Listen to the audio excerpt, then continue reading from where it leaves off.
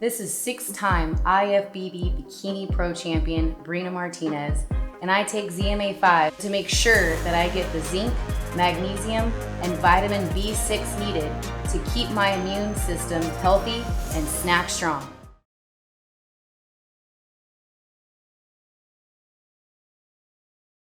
Marcos Villegas here in Dallas, being joined with Errol Spence Jr, aka Jiren. I know you're good joke about that. Hey, Errol, man. Wow, we're finally here. You know, you're just a few days away. I know it's been a long road to get over here.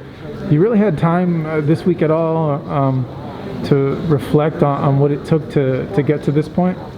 I mean, not this week. Well, yeah, someday. I mean, sometimes I get moments where, you know, I just reflect on, you know, what got me to this point throughout the years and throughout the year of my accident and, you know, coming back and all that type of stuff. So, yeah, I did, but, you know, a lot of that was, you know, even before training camp, you know, I was reflecting on it, and, you know, some days I just be sitting there and just, you know, for hours and just, you know, reflect on what it's going to take to get back and things like that. So it's something that, you know, been going on for a little minute where, you know, I'm reflecting on that when I have a lot of downtime.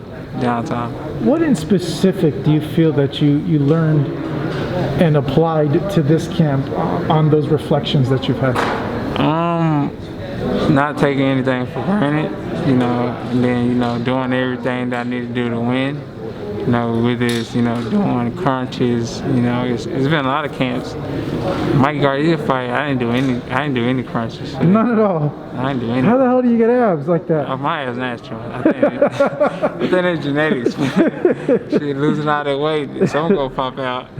So yeah. No abs, man. You're lucky.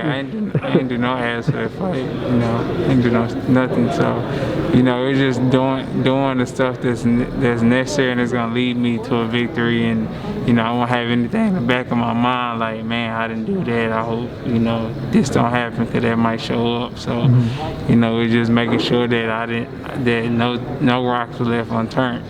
And that's what we did this camp. We just worked on everything. You know, I did everything, you know, listened, and, you know, we had a great camp. Do you feel that you cut corners prior? I know you mentioned the sit-up thing, you know, to some that might be a big thing, to others might be a minor thing, but do you feel overall that you did cut corners before? Oh, definitely. I think, especially even with, like, weight.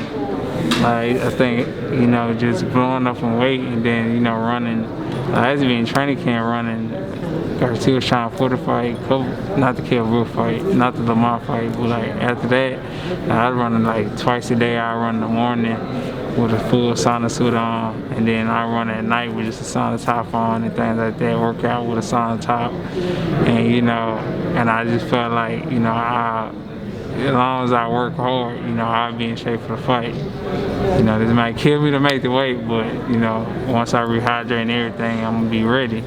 You know, so, you know, that's basically what I did, you know, just cutting corners and not just being 100% on my grind and just being focused and locked in and, like, you know, this is your life, this is your career.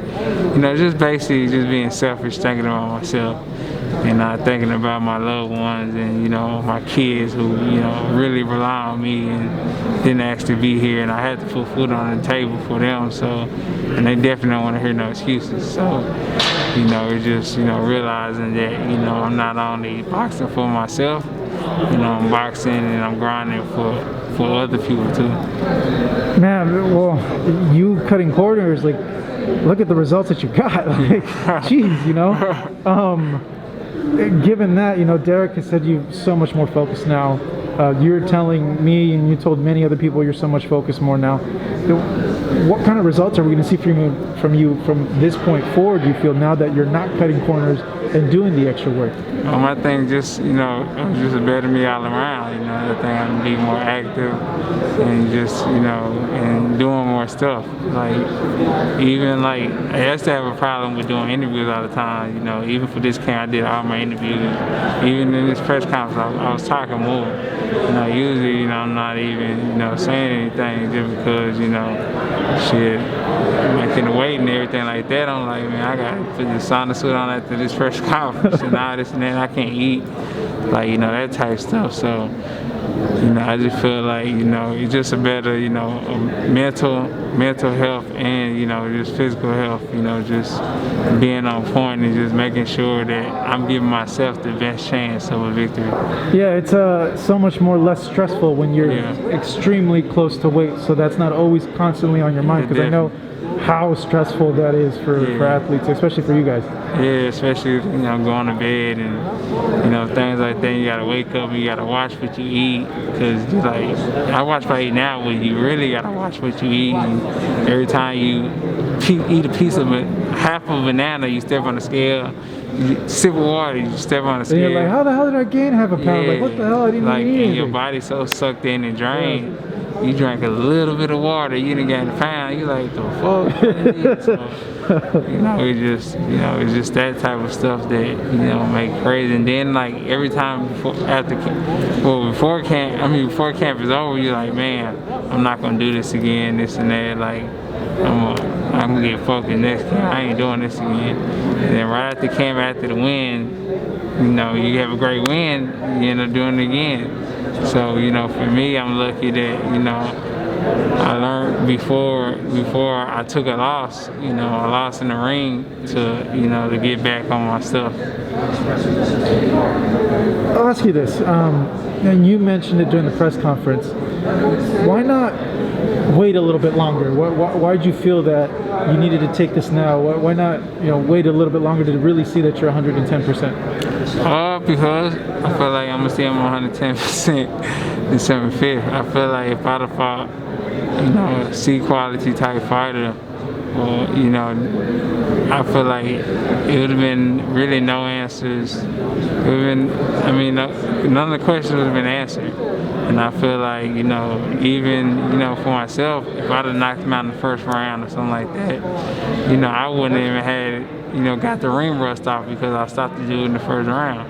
So I think for myself, fighting somebody like Danny Garcia, I get past him, I feel like, it leads me back to where I want to be and the path I want to be, and, who I want to fight and things like that. Because if I feel like, if I can't get past him, then, then something wrong. So I just feel like, I got to be 100% focused and on point to get past him. And, that's where I'm at now. If you aren't as dominant as you feel you will be on Saturday, I guess, where does that put your train of thought in all of this? It just depends. If I'm not a dominant, and I still get the victory, it just depends. Was I, not as sharp as I could have been, or something happened and things like that. So, for me, it just depends on how my performance is. When you look at this performance, with Mikey, you wanted to show people that you could box better with him. With Porter, you wanted to show you could outdog him. You're hearing Danny that they're going to say they're going to come right at you. So, given those last two past performances, are you going to try to prove that you could outdo whatever he's trying to do? Like, if he's saying he's going to be aggressive, do you want to come out and show him, like, no, I can be better at doing this aggressive stuff and out counter you and outwork you to the body? I'm just going to do whatever it takes to win. If I got to, bang in the inside for a little bit, to get that respect, then, that's what I have to do, So, for me, it's just, whatever it takes to get the victory, that's what I'm going to do. So, I don't have no pre-noted thing of what I'm going to do on my head like I did in the, previous fight. It's just, I'm going to play it by first round, and then I'm going to adjust by the later rounds. You mentioned that you want to dominate him in a way that no one's ever dominated him.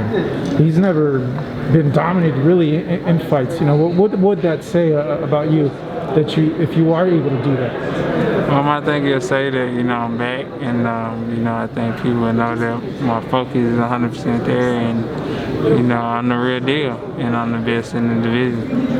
They're saying 7th round knockout. They think they're going to knock you out. You're laughing. I guess that would be your response then. Like, do you just take it with a grain of salt? I don't care. I don't care about that. They can get a 7th round knockout, then, man, that's what's up. But it's not going to happen. All right, hey, Errol, man, it's really great to always catch up with you. Thank as always. You, appreciate it. And I'm just glad you're back. You know, Thanks, man. And that you're 110%. So thank you. I appreciate this. Thank you, no problem. Thank you so much for watching this video, and make sure to subscribe for more videos of your favorite fighters over here on Fight Up TV, and give us a follow online as well at Fight Up TV on Twitter and on Instagram. We appreciate it, guys.